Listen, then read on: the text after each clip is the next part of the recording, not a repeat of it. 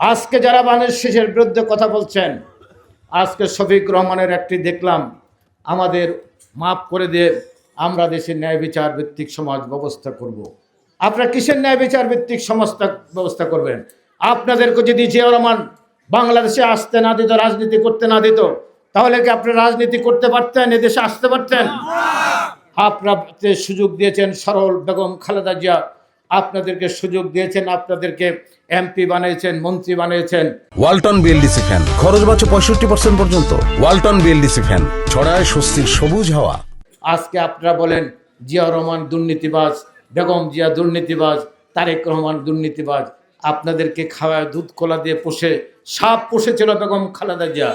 আপনারা আজকে সেই সাপের ফনা তুলছেন। আপনারা কাদের স্বার্থ রক্ষা করতে চান? বাংলাদেশের শহীদ জিয়া স্বাধীনতার ঘোষণা না দিলে এই দেশ স্বাধীন হতো না। আজকে যারা বানের শেষের বিরুদ্ধে কথা বলছেন, আজকে শফিক রহমানের একটি দেখলাম, আমাদের মাফ করে দিয়ে আমরা দেশের ন্যায় বিচার ভিত্তিক সমাজ ব্যবস্থা করব।